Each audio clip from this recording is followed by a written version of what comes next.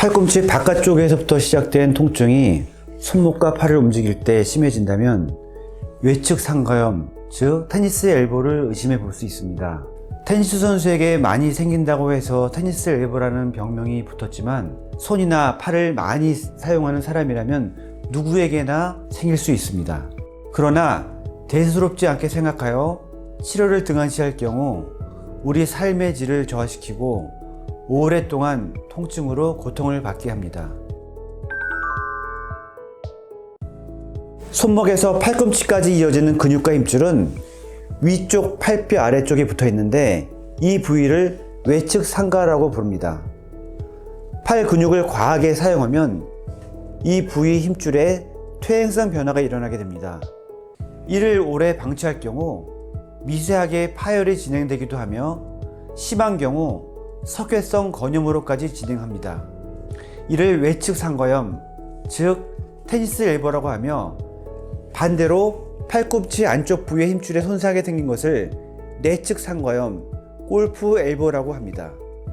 그러나 테니스 엘보가 오래된 경우 손상된 바깥쪽 힘줄을 대신하여 팔 안쪽의 힘줄을 더 많이 쓰게 되므로 팔 안쪽 힘줄에도 무리가 와서 골프 엘보가 같이 진행되는 경우도 많이 있습니다. 무거운 물건을 들거나 손목을 회전할 때 팔꿈치 바깥쪽이 아픈 것이 주된 증상이며 때때로 손목 방향으로 뻗어나가기도 합니다. 병변이 심해지면 악수를 하거나 무슨 손잡이를 돌리는 등 일상적인 활동에서도 통증이 심하게 느껴질 수 있습니다. 충분한 휴식에도 불구하고 팔꿈치 통증이 2주 이상 계속된다면 병원을 방문하여 검사를 받아보는 것이 좋습니다. 다른 근골격계 질환과 감별하기 위해 엑스레이 촬영이나 초음파 진단을 통해 힘줄, 인대 및 주위 조직의 이상 유무를 확인하여야 합니다. 테니스 엘보 환자의 5% 정도에서는 힘줄염과 함께 근처를 지나는 요골신경이 눌리는 경우도 있어 반드시 전문의의 진찰 및 검사가 필요합니다.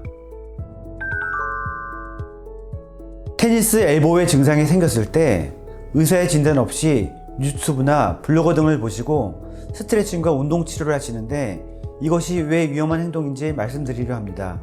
이미 과도한 근육과 인대 사용으로 해당 부위에 퇴행성 변화가 일어나 힘줄이 해지고 심지어 부분적인 파열이 생긴 상태인데 그 부위를 스트레칭이나 근력 운동 등으로 더 자극을 주면 어떻게 될까요? 그리고 근처를 지나가는 요골신경의 눌림이 같이 있는 경우 신경 손상도 더 진행될 위험성이 있습니다. 어느 정도 치료가 되어 통증이 없어지고 검사상 힘줄의 재생이 있다면 치료 후반에는 스트레칭 및 근력 강화 운동이 물론 필요합니다. 일단 테니스 엘보로 진단받았으면 가장 먼저 증상을 유발하는 동작을 멈추고 팔을 쉬게 해주는 것이 좋습니다.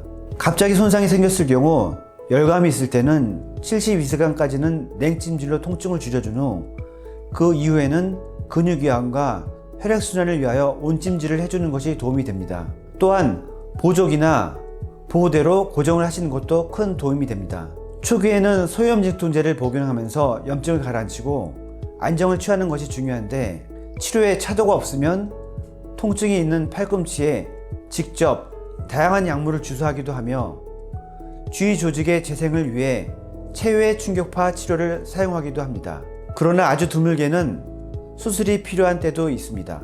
테니스 엘보를 치료하는 동안에는 물건 들기 등 손과 팔의 근육을 웬만하면 사용하지 않는 것이 좋습니다. 또한 평소에 본인이 좋아하는 스포츠를 즐길 때 자신의 신체적 조건에 맞는 적절한 장비와 보호구를 사용하셔서 힘줄의 과부하를 막아 엘보를 보호해 주셔야 합니다. 팔꿈치에 통증이 느껴진다면 방치하지 마시고 반드시 가까운 재활학과에 가셔서 진료를 받고 최대한 빠르게 치료를 시작하는 것이 좋습니다. 그럼 다음 시간에 더 유익한 내용으로 찾아뵙겠습니다. 감사합니다. 세연세 재활의학과에서 테니스 엘보 지금 진단 및 치료받으세요.